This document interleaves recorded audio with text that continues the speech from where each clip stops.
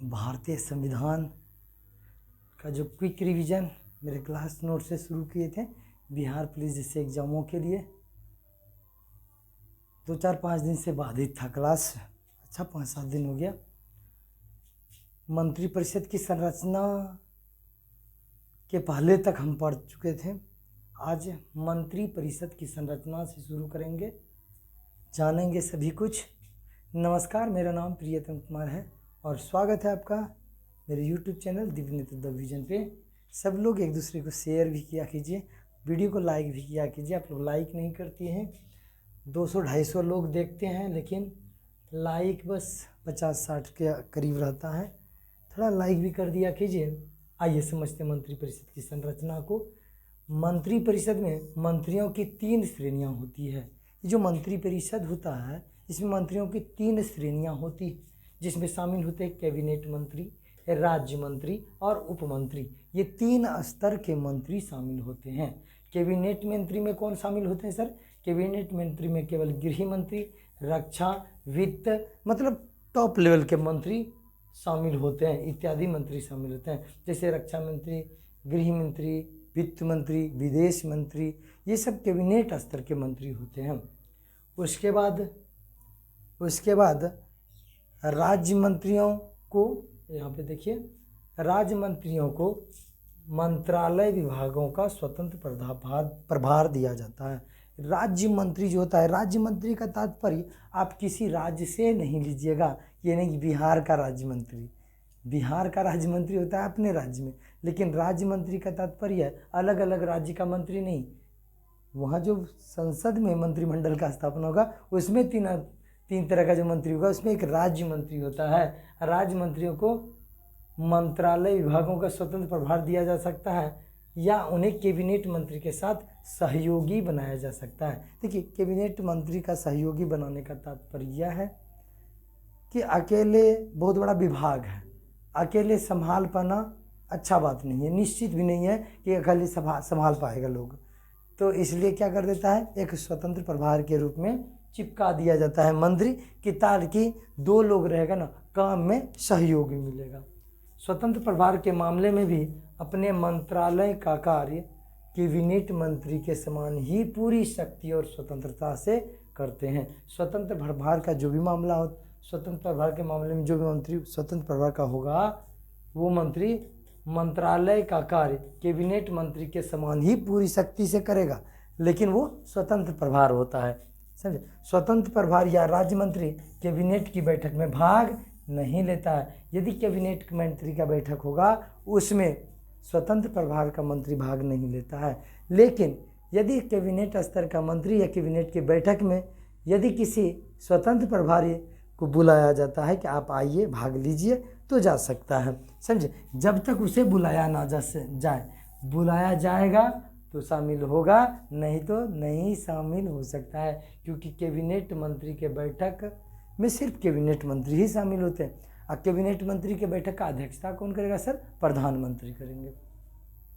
उप मंत्रियों को, कैबिनेट अथवा राज्य मंत्रियों को उनके प्रशासनिक, राजनीतिक और संसदीय कार्य में सहायता के लिए नियुक्त किया जाता है। संसदीय कार्य जो होता है ना, संसदीय कार्य में जैसे उप मंत्री को कैबिनेट मंत्री, कैबिनेट अथवा राज्य मंत्रियों को उनके प्रशासनिक, उप मंत्री जो होता है कैबिनेट मंत्री या राज्य मंत्री को के सपोर्ट में, समझे? ये समझिएगा बात कि उप मंत्रियों को कैबिनेट अथवा राज्य मंत्रियों को उनके प्रशासनिक, राजनीतिक, उप मंत्री और राज्य मंत्री जो होगा ना, तो कैबिनेट स्तर का जो भी मंत्री होगा उसके प्रशासनिक, राजनीतिक और संसदीय कार्य में सहायता के लिए नियुक्त किया जाता है। किसको किया जाता है सर? उप मंत्री को, राज्य मंत्री को और स्वतंत्र प्रभार जो होता है उसको। समझे? तो ये सब बात है, आइए समझते हैं। मंत्रिपरिषद की शक्तियां एवं कार्य। मंत्रिपरिषद की शक्ति क्या होती है सर? उसका कार्य क्या होता है? आइए सभी पहलू को देखते हैं। मंत्रिपरिषद के कार्य एवं शक्तियां निम्न प्रकार के हैं। पहला कार्य क्या है? मंत्रिपरिषद राष्ट्रीय नीतियों का निर्माता होता है या निर्माण करता है।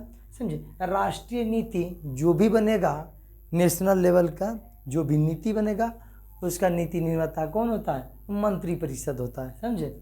पूरे देश के शासन संचालन का कार्य मंत्री परिषद करती है। पूरा देश का शासन संचालन कैसे होगा, किस प्रकार से बनाया जाएगा, भविष्य की क्या रणनीति होगी, ये सभी पहलू पे डिस्कस और जो भी नीति का निर्माण होगा वो कौन बनाएगा सर? मंत्री परिषद ही बनाएगा। पूरे राष्ट्र के धन की विनियमन मंत्री परिषद करती है। मतलब धन का विनियमन मतलब होता है कि मतलब रख रखाव, समझे, कितना किस राज्य को दिया जाए, रख रखाव उसको किस सेक्टर में कितना खर्च किया जाए, ये टोटल मंत्री परिषद के नेतृत्व में ही होता है।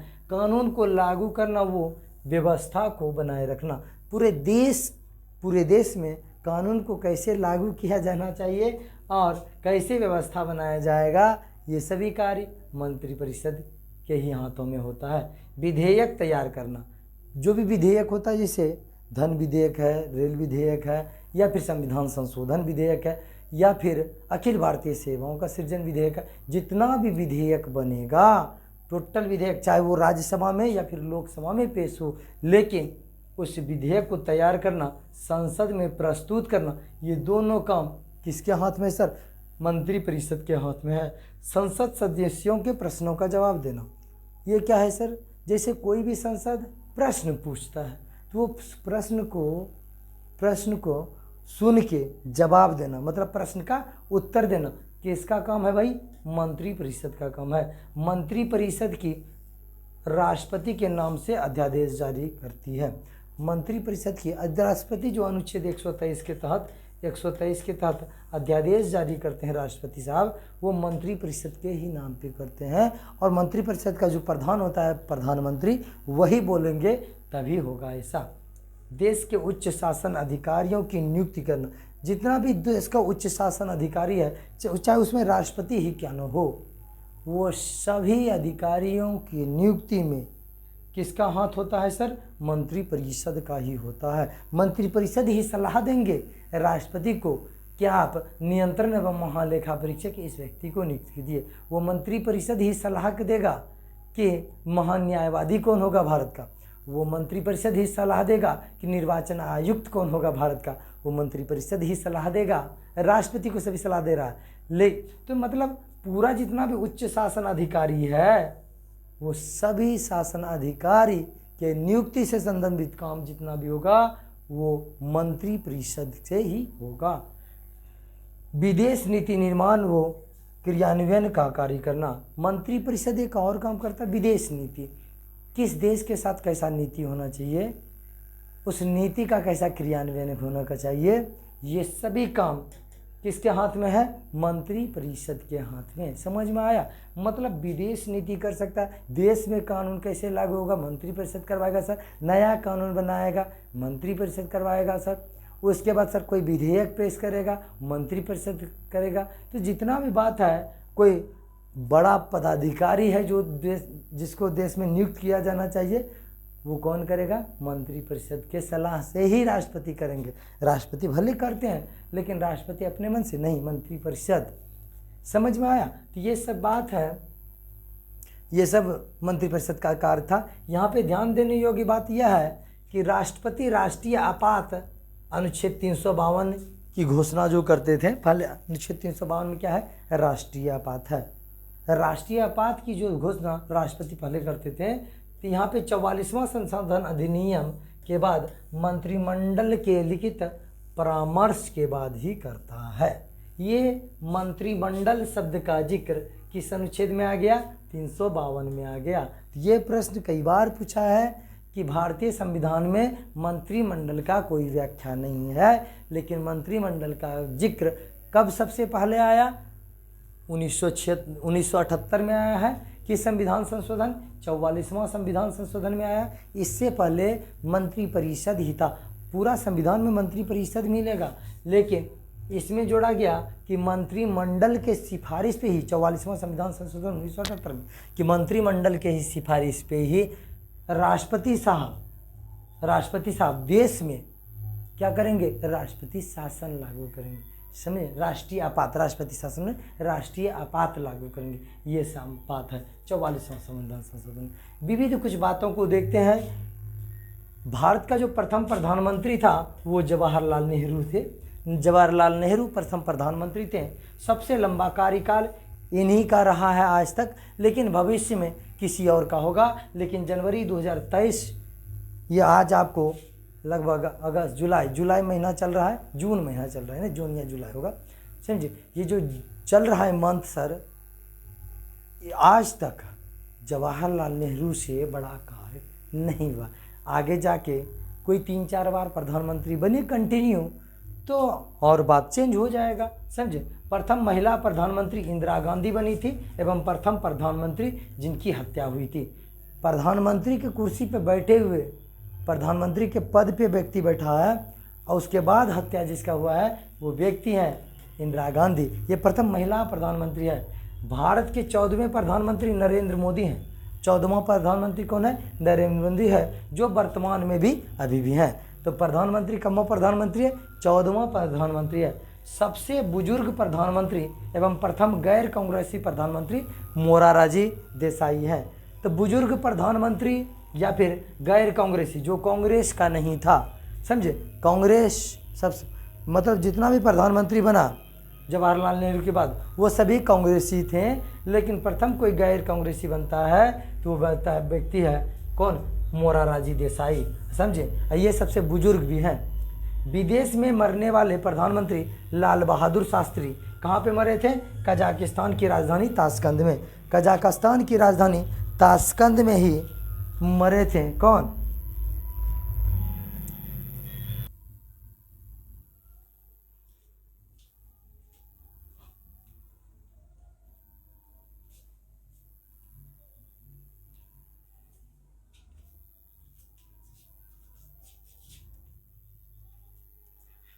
आइए कुछ विविध बातों को देखते हैं। विविध बातों को देखते हैं। भारत का प्रथम प्रधानमंत्री जवाहरलाल नेहरू थे।